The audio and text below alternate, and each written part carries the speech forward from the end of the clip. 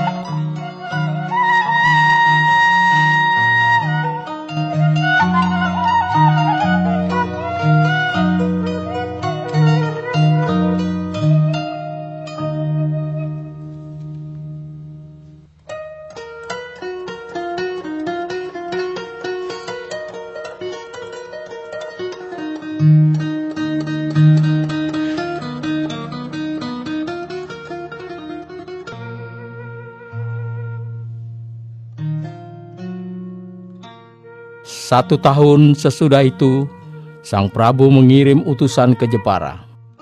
Utusan membawa surat minta bantuan kepada orang kompeni untuk menyerbu Pasuruan, yang diutus bernama Seconegoro.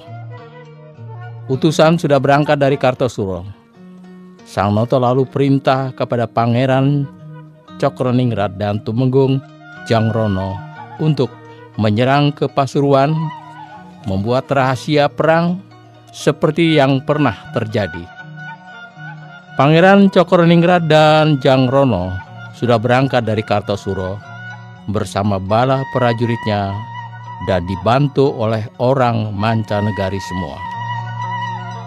Adapun Ki Seconegoro yang diutus ke Jepara sudah tiba di sana serta menyerahkan surat kepada Kumendur. Kumendur sesudah membaca surat lalu bicara kepada Seconegoro, "Kiai, tunggu di Jepara dahulu. Saya mau utusan ke Betawi, minta bantuan atas permintaan Sang Prabu." Kumendur lalu menyampaikan surat kepada Gubernur Jenderal di Betawi. Gubernur Jenderal setelah menerima surat lalu mengirim 800 kompeni, 8 letnan, 4 kapten. Komandannya bernama Mayor Burhan, Perwira Teguh, dan Dikdoyo. Bantuan kompeni sudah sampai di Jepara. Kumendur segera menjemput.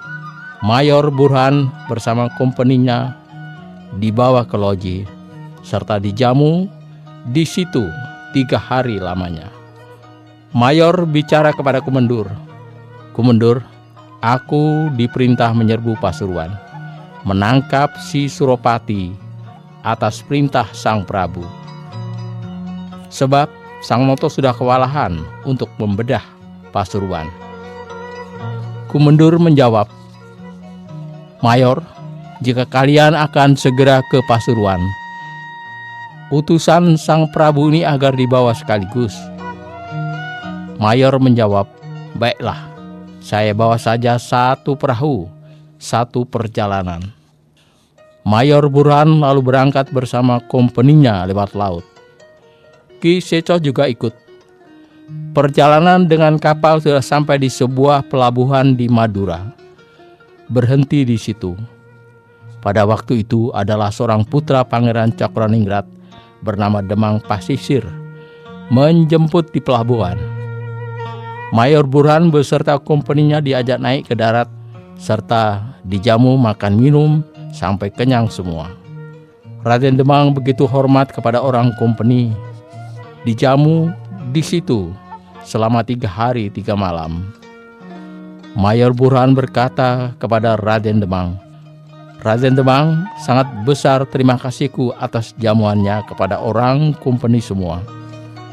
Adapun perjalanan saya ini diutus oleh Tuan Jenderal membantu perang ke Pasuruan atas kehendak Sang Prabu di Kartosuro. Raden Demang menjawab, "Tuan, kalau begitu saya akan ikut serta menengok ayah saya. Beliau sudah lama berperang di Pasuruan, juga karena perintah Sang Prabu untuk merebut Pasuruan." Mayor begitu senang hatinya, serta berkata, "Ya, begitu baik. Raden Demang ikut bersama saya. Mari, segera berangkat." Raden Demang lalu memerintahkan kepada balanya untuk mengemasi senjata perang. Setelah selesai persiapannya lalu segera berangkat ke Surabaya lewat daratan menuju Pasuruan. Kompeni berada di barisan belakang. Prajurit Madura di depan mencari jalan. Kemudian diceritakan Ki Adipati Cokroningrat dengan Tumenggung Jangrono yang sedang berperang di Pasuruan. Tiap hari saling tembak, berhenti waktu sore, pagi hari mulai lagi. Tetapi tak ada yang mati, sebab tidak menggunakan peluru tajam. Setiap malam Ki Tumenggung Wironegoro menyelinapkan prajuritnya ke pesanggrahan Ki Adipati Cokroningrat untuk berunding. Jika sudah menjelang pagi, pulang ke kota Pasuruan. Di musim grebek, Ki Tumenggung Wironegoro tadi juga tidak lupa mengaturkan upeti kepada Sang Prabu. Semua hasil bumi dari Pasuruan diserahkan kepada Sang Prabu. Waktu itu, Ki Adipati Cokroningrat mundur dari peperangan, menjauhi kota Pasuruan untuk mengistirahatkan pasukannya. Adapun Ki Tumenggung Wironegoro sudah membuat pacalang, yaitu semacam satpam, untuk menjaga sewaktu-waktu kompeni datang, agar selalu waspada. Akhirnya gerakan prajurit kompeni yang dipimpin Mayor Burhan dan prajurit Madura yang dipimpin Raden Demang Pasisir sudah sampai di tapal batas kota Pasuruan, sedang beristirahat. Wironegoro sudah diberitahu oleh para calang atas kedatangan prajurit-prajurit tersebut. Ki Tumenggung Wironegoro setelah mendengar orang kompeni datang sangat senang hatinya. Ia sudah lama menunggu. Segera perang campur darah dengan orang kompeni. Lalu segera berangkat dari kotanya untuk menghadang datangnya lawan. Gerakan pasukannya gemuruh. Suara sorak-sorai mengharap pertemuan segera terjadi. Tidak lama kemudian bala kompeni datang, mengalir seperti air keluar dari goa. Kompeni lalu menghujani dengan senjata sampai arena pertempuran gelap oleh asap mesiu. Ki Wironegoro menyusup ke dalam asap beserta bala pasukannya, mengamuk dengan keris dan tombak.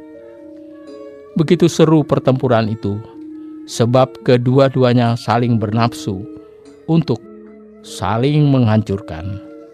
Bala Pasuruan dan kompeni banyak yang tewas dan luka-luka. Lama-kelamaan bala kompeni tumpas semua.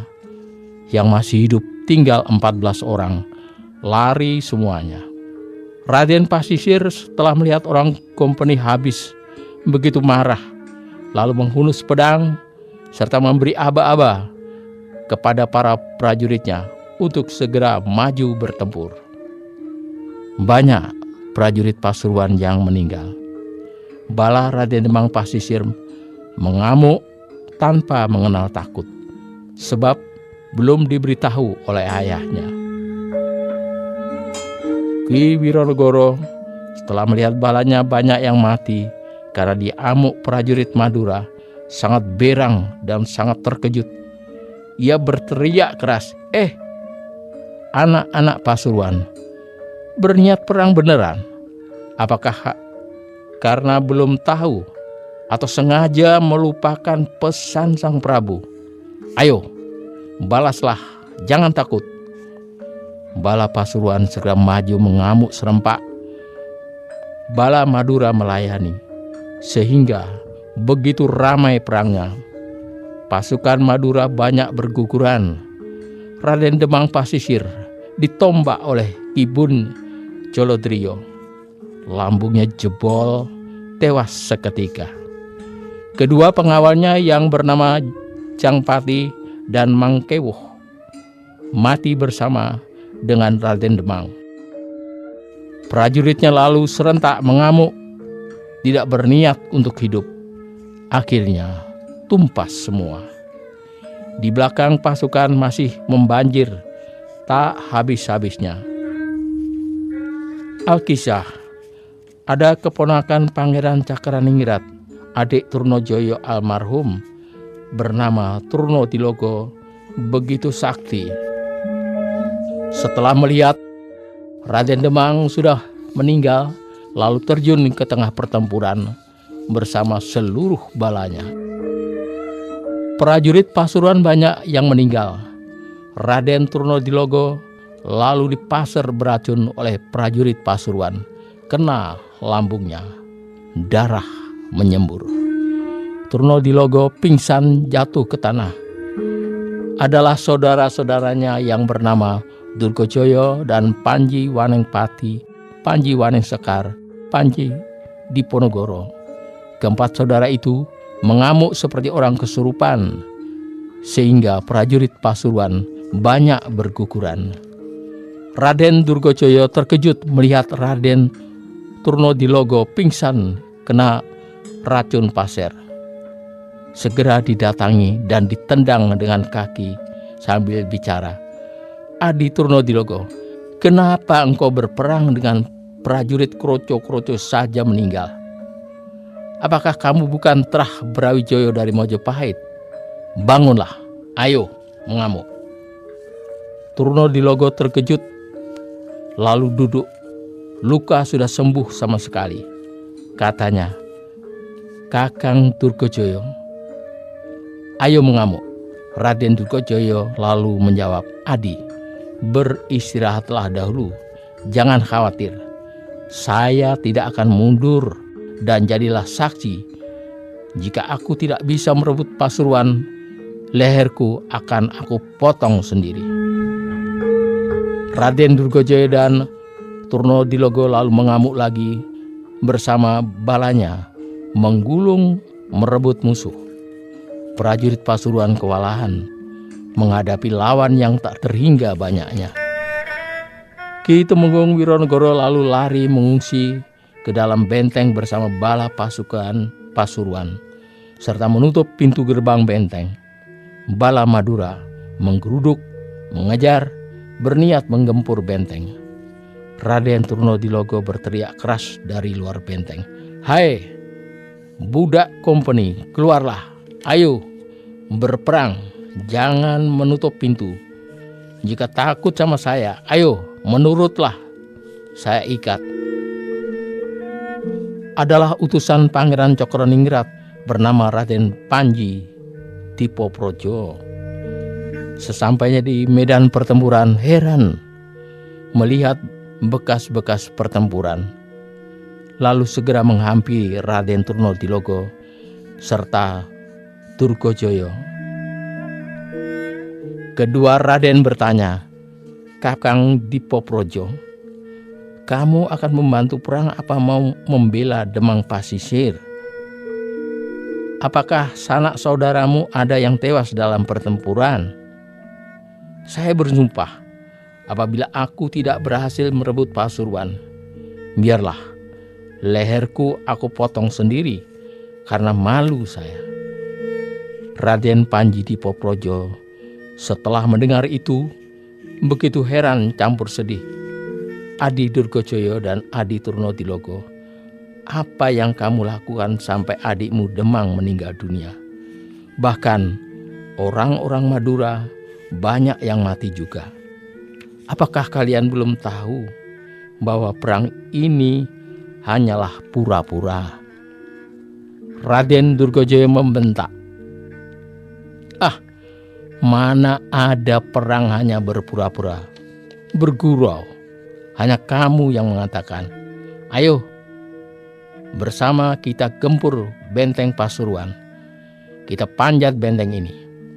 Balanya diperintah untuk menaiki benteng.